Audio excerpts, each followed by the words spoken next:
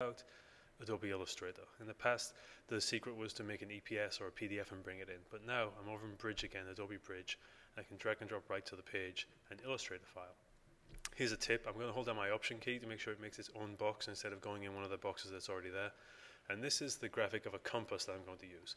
It's rather big, so I'm going to size that down. And this is the native Illustrator file. It does currently have a white background on the box, but that's just because the box itself has a white background. I'll take that off and I'll move it into position. But I'm realizing now that when I created this in Illustrator, I made it 50%. I'll just rotate that, no special tool needed. I made it 50% transparent, and it's not showing up like that here in QuarkXPress. So it's true that QuarkXPress doesn't integrate with that level of transparency and drop shadow control inside Illustrator. The good news is QuarkXPress itself has those features, and there's an easy way to use those features on Illustrator files. So instead of making it 50% transparent in Illustrator, why don't I do it in the layout itself?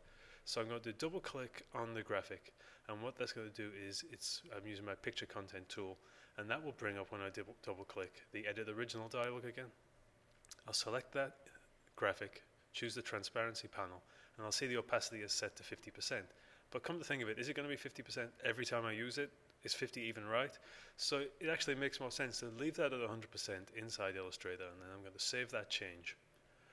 And with the technique of double clicking, I'll update the image. Now I'm going to set that transparency where it makes sense in the layout. So I'm going to go over to the color palette where I have the picture color button in the middle there. I'm going to turn that to, well, let's see, maybe 50 won't work, maybe it needs to be higher, something like 60. Now, in addition to doing transparency, I can do drop shadows.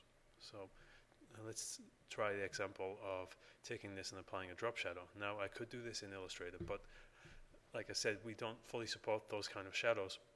You wouldn't get the look you're after. But also, how would you know how to do things like skewing and rotation to get it to fit in with the rest of the layout? So QuarkXPress drop shadow feature fortunately does integrate with Illustrator, so you can go ahead and build those drop shadows right on the page. So we got the look that we want, and we've integrated the Illustrator files natively and effortlessly. But there are times when, in fact, it might be better to actually draw that thing in QuarkXPress itself. And we made it very easy to do that this time around by really changing the way our Bezier tools work to make them more like freehand in Illustrator. So here they are. I'll just zoom that in, and you'll see the tools are very similar, and they even have the same keyboard shortcut P to activate them. So I could have drawn that image from scratch in QuarkXPress, and in fact I did. So I'm just pulling it over from a QuarkXPress library.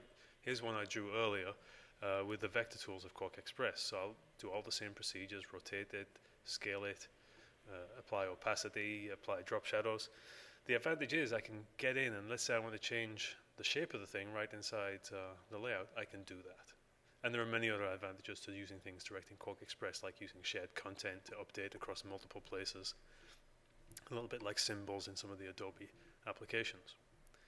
So for print and Illustrator and Photoshop integration, it's never been better, but QuarkXPress is now equipped to design across media. So that means that sometimes you might need to integrate with other Adobe applications like Adobe Flash. Now, QuarkXPress can now design for print, but also you'll see there are layouts in here for HTML and Flash as well. Now, it's the only layout tool which can do truly deep interactivity like animations and menus and so forth. But also it can ingest things which were created in Adobe Flash. So, for example, this is a magazine, and we're going to make a Flash version of this magazine. So we might have ads from clients, in this case a Flash ad, a banner ad. So what I'm going to do is take this layout, which I've already made interactive, and bring in the Flash advertising. So I've chosen that box, and my interactive palette is opened up. I'm going to change it from a basic object to an SWF, a Flash object.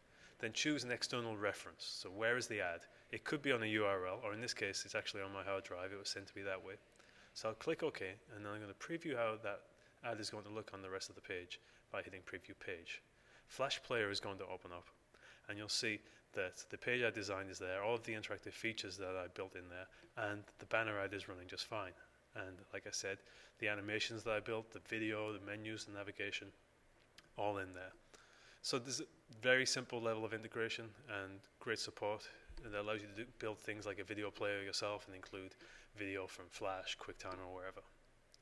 So that's the highlights. There's more to it, including integration with Acrobat and Dreamweaver.